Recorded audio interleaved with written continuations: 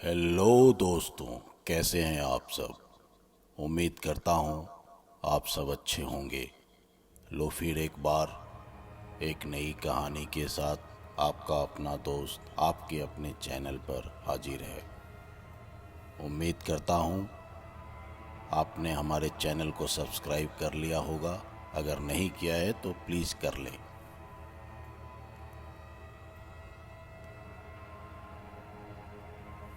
दोस्तों, कुछ घटनाएं ऐसी होती है जो लोगों ने सुनी तो है, लेकिन इसकी असलियत को महसूस शायद कुछ लोगों ने किया है। बातें सब करते हैं, लेकिन असलियत का सामना करने के लिए कोई भी तैयार नहीं। ऐसी ही एक कहानी आज हम आपको बताने जा रहे हैं।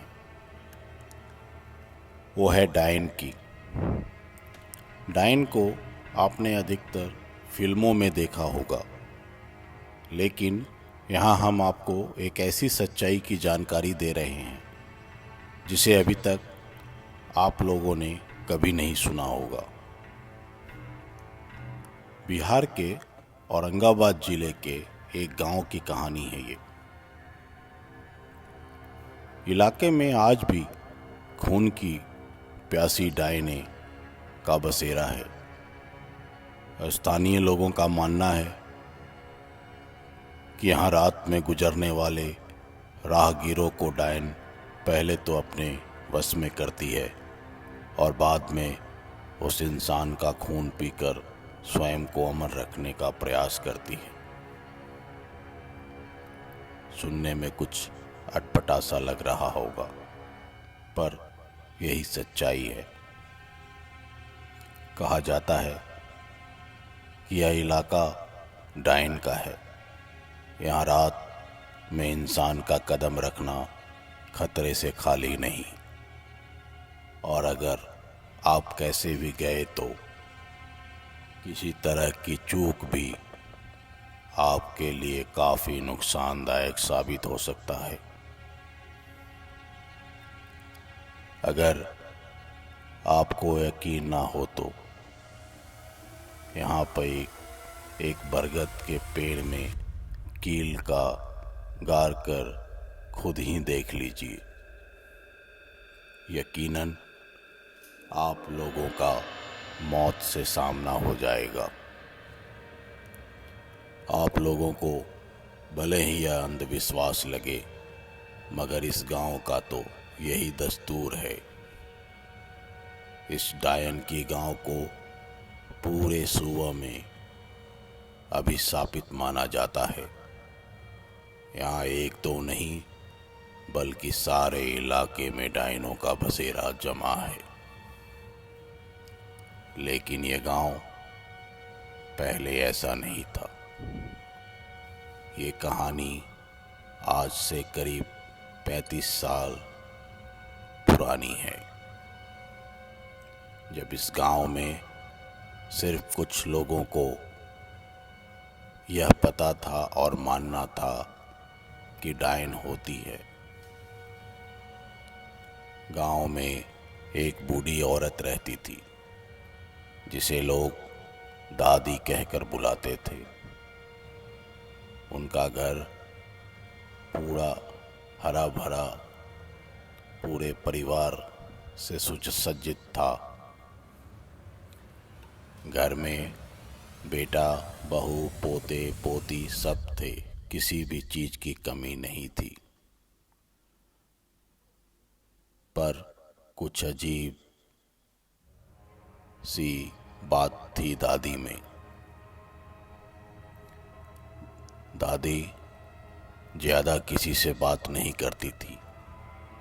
लोग कहते हैं वो पहले ऐसा नहीं थी, पर कुछ समय से वो अजीब सी हरकत करने लगी थी, जैसे किसी को गौर से देखना, बाल खुले रखना, दिन में सोना और रात में जागना, बच्चे को डराना, ये सब आम बातें हो गई थी दादी के लिए। लोग अक्सर महसूस करते थे कि वो कुछ तो करती है, क्योंकि जिसको भी दादी गाली दे दे या गुस्सा कर ले वो अगले ही दिन बीमार हो जाता था।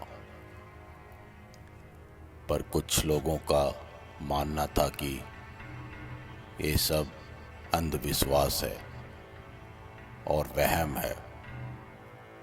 वो दादी को बहुत प्यार करते थे और उनकी बहुत इज्जत करते थे। ये घटना जिनके साथ गुजरा उनको लोग मुखिया चाचा बोला करते थे।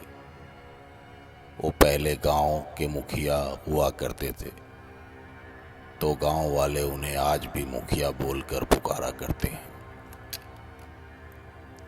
वो थोड़ा गरम मिजाज और थोड़ा शराब के शौकीन थे, तो लोग उनसे डरते भी थे।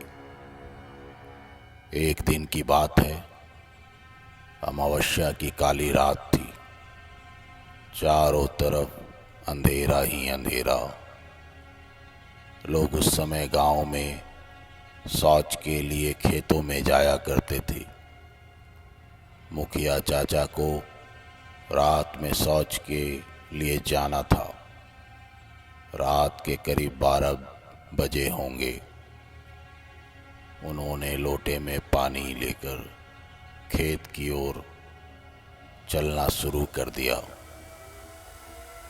वैसे तो वो अक्सर रात में खेत में जाया करते थे, पर उस दिन उन्हें कुछ अजीब महसूस हो रहा था।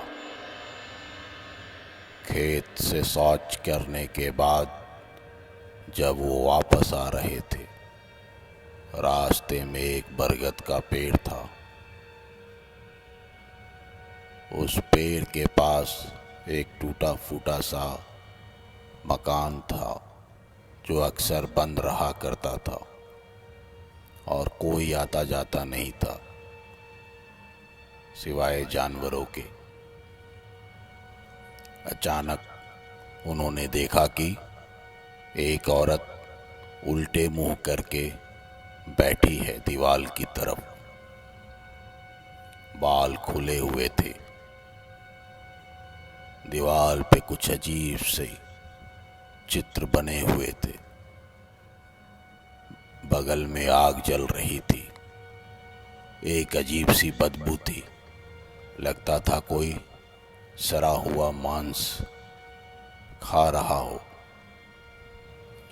और वो रह रह के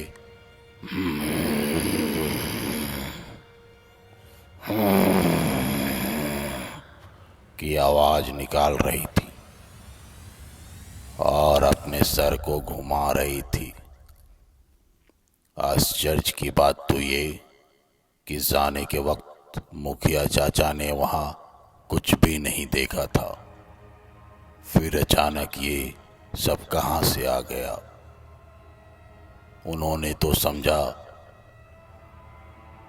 कि शायद ये उनका वहम होगा, पर नहीं, ये उनका वहम नहीं था। उनको तो मानो शरीर ही सुन पड़ चुका था। लगा जैसे उनके शरीर पर किसी ने कोई भारी पत्थर रख दिया हो और अब वो आगे ही नहीं बढ़ पा रहे हों। फिर उन्होंने हिम्मत नहीं हारी और थोड़ा आगे बढ़े। आगे जाकर बहुत हिम्मत से उन्होंने पूछा, कौन हो तुम और ये क्या कर रही हो यहाँ इतनी रात में? उधर से कोई जवाब नहीं आया।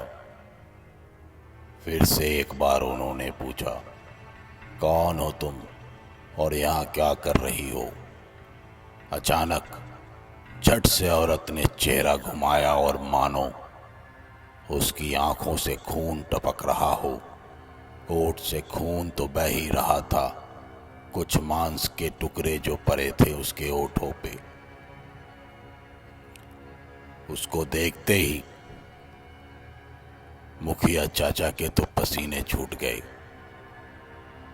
मानो पैर तले जमीन खिसक गया हो। उनको अपनी आंखों पे विश्वास ही नहीं हो रहा था। ये तो दादी थी। हाँ, वही दादी। उसने घुर्राते हुए अंदाज में पूछा, मुखिया, तुम यहाँ क्या कर रहे हो? मुखिया ने पूछा, दादी, तुम ये सब क्या कर रही हो? ये सब क्या है दादी? दादी गुस्से में उठी और बोली, अब तो तू मरेगा मुखिया। तूने हमें ये सब करते हुए देख लिया है, अब मैं तुझे नहीं छोड़ूंगी। मुखिया को अभी तक यकीन नहीं हो रहा था।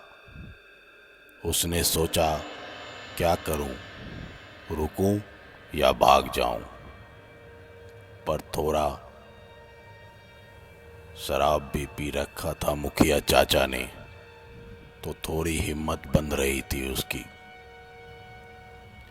वो बोला कि अच्छा, तो मैं कल मर जाऊंगा? दादी बोली, हाँ, तू मरेगा और जरूर मरेगा। मुखिया चाचा ने कहा, अच्छा ठीक है, जब मैं कल मरने ही वाला हूं तो फिर आज तुझे मारकर ही मरूंगा। और उन्होंने पास में पड़ी एक लकड़ी को डंडा बनाकर उस दादी के ऊपर बरसाने लगा। खूब पीटा। दादी जोर जोर से चिल्ला रही थी, बचाओ बचाओ, मुझे मत मारो। ये सब सुन गांव के काफी सारे लोग जग चुके थे। सब इकट्ठा हो गए और दादी को पीटता देख मुखिया से पूछा, क्यों मार रहे हो इसे? फिर मुखिया चाचा ने पूरी कहानी बताई। गांव वालों को यकीन नहीं हुआ। फिर मुखिया चाचा ने दादी को और पीटा। फिर उसने सारी बातें कबूली और कहा, मैं डायन हूं। फिर गांव वालों ने भी उसकी जमकर पिटाई की, यहां तक कि उसके अपने परिवार वाले ने भी उसे पीटा। सब मिलकर ये निर्णय पे पहुंचे कि इस दादी का इस गांव में रहना ठीक नहीं, इसे गांव निकाला दे दो। गांव वालों की सहमति मिलते ही मुखिया चाचा ने उस दादी को पीट पीट कर गांव से बाहर निकालना शुरू किया। जाते जाते दादी ने कहा, आज तो मैं जा रही हूं, लेकिन मैं फिर वापस आऊंगी। एक नहीं अनेकों रूप में वापस आऊंगी।